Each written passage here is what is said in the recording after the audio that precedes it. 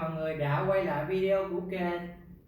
Hôm nay gặp lại mọi người, Bi xin chia sẻ với tất cả mọi người kỹ thuật bó hoa hybrid bulb, tức là bó hoa sấy gốc mà mình chỉ trưng ở phòng khách, mà mình có thể thả bình cũng được, nhưng mà thường thì Bi sẽ trưng ở một cái dĩa cạn lồng nha các bạn. Mình đặt ở bàn phòng khách cũng được. Thì bó hoa nó cũng sẽ rất là đơn giản, và các bạn ôn lại cái bài bó sấy gốc để kỹ thuật của mình nó nhuần nhuyễn hơn nha. Nguyên liệu ở đây Bi chuẩn bị một ít hoa đồng tiền nhí, hồng đỏ David Austin, chắc là mọi người cũng không có lạ gì nữa, cúc tana và một số loại lá để bó hoa. Hoa sau khi mình vệ sinh và cho lên nước thì các bạn phải vệ sinh lại nha. Hồng á, các bạn loại bỏ những cái cánh mà bị héo hoặc là xấu, và đặc biệt cái lớp cánh bảo vệ này nếu mà các bạn bỏ đi thì nó rất là nhanh tàn, nên mà cái cánh nào nó còn đẹp thì cứ để thôi mọi người. Bi không khuyến khích mọi người loại bỏ cái cánh bảo vệ đó nha. Nhiều khi khách người ta thấy, hoặc là các bạn thấy xấu các bạn bỏ, nhưng mà thật ra mình loại bỏ nó có thể làm cái bông đẹp hơn, mà nó là giảm cái độ bền của hoa đi nha các bạn. Mình lần lượt, trước khi mà mình thao tác cái gì đó thì mình phải kiểm tra những cái bông hoa là nó có đảm bảo chất lượng không nha các bạn. Đó là một cái điều rất là cần chú ý. Giống như là trước khi làm gì thì mình phải chuẩn bị nguyên phụ liệu cẩn thận, nó sẽ giúp cho cái sản phẩm mình làm nó đẹp hơn. Do mình trưng ở nhà nên cũng không có áp lực gì đâu nha các bạn. Các bạn cứ vệ sinh lần lượt từng bông cho mình.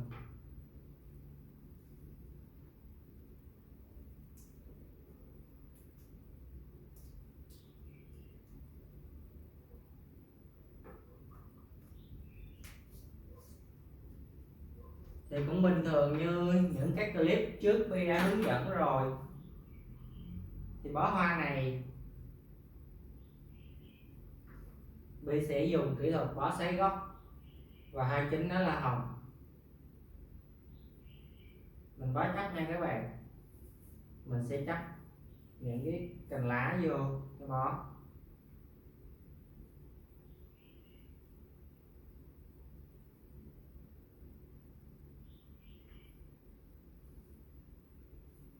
Và các bạn phải nhớ là ngón cái luôn luôn giữ cố định tại một điểm để tạo độ bung tự nhiên cho các cái bông nha. Bi cứ nhắc đi nhắc lại hoài những bạn mới, các bạn chú ý. Cái này là Bi chia sẻ tường tình nha, nếu mà ai biết rồi thì bỏ qua. Lần lượt để giữa những cái hoa nó sẽ có một cái khoảng trống nha các bạn. Giữa những cái hoa nó sẽ tạo những cái khoảng trống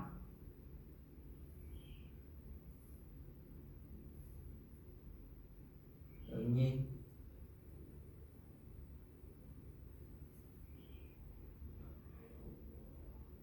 Cúc tana mình dùng làm hoa điểm, hoa phụ, nên các bạn xen nhau, lâu lâu các bạn xen vô một cành. Các bạn tiếp tục thao tác, và luôn luôn nhớ một điều là những cái cành phía ngoài nó sẽ giật xuống thấp một xíu so với những cái cành ở giữa, để mình tạo chiều sâu nha các bạn.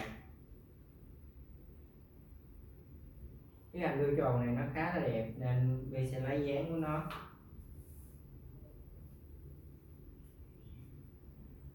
Rất là đơn giản nha các bạn, một cành cao một cành thấp, cứ thế như vậy.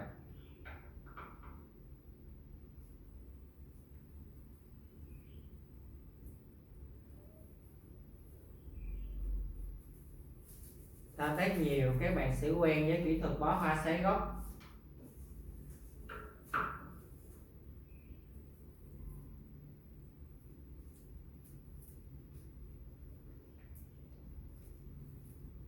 Các bạn nhìn cái mặt hoa này và cái gốc nó phải sấy như vậy này nha các bạn.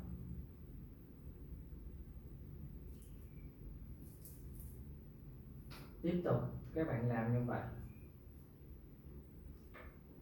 cứ để những cái bông hoa nó bung tự nhiên ra nha các bạn. Mình sẽ đi hai cái bông đồng tiền này nó gần nhau,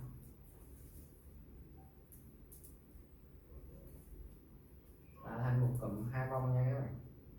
Các bạn chú ý, tiếp tục mình thao tác như vậy, mình sẽ giật những cái bông hồng ở phía ngoài xuống thấp một xíu để mình tạo chiều sâu cho bó hoa.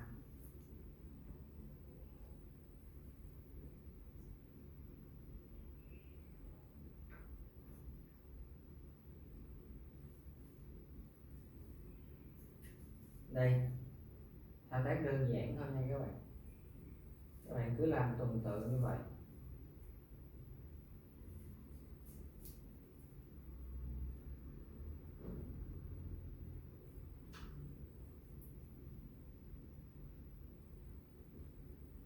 Mình sẽ cho cái bông đồng tiền này nó nằm phía bên này.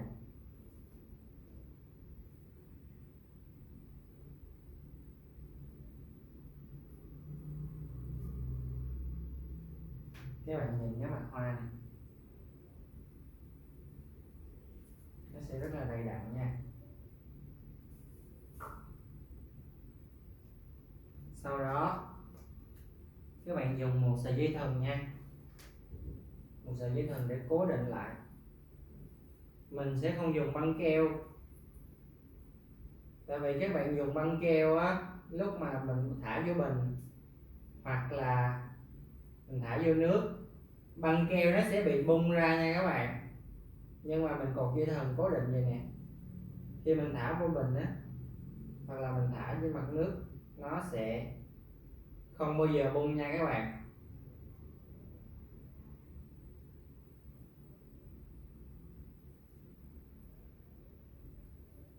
Các bạn có thấy giống kỹ thuật tập bó hoa sấy gốc bằng bông hồng không các bạn? Rất là đơn giản thôi. Khi đó mình đã có một bó hoa khá là đơn giản, khá là đẹp. Rồi các bạn xác định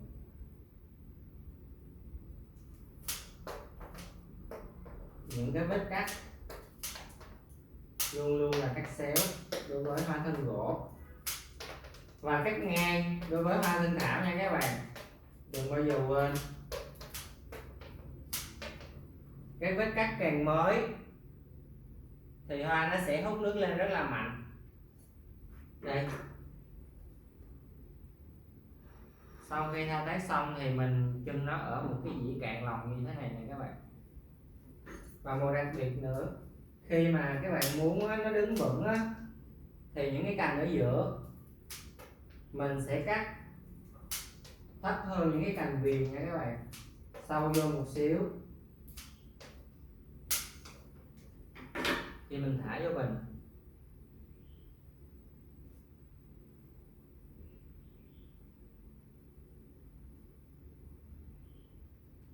Hoa nó sẽ đứng được nha các bạn. Đó là một số mẹo để mình thao tác khi bó hoa. Các bạn cứ để tự nhiên thôi nha, nó cũng rất là đẹp rồi.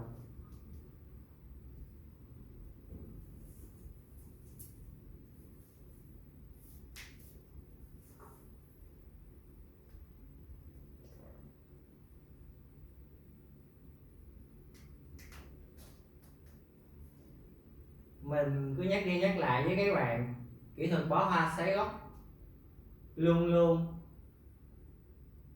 các cành hoa sấy tại một điểm như vậy, và các bạn cứ tập lại hoài luôn thì các bạn sẽ làm rất là rành nha.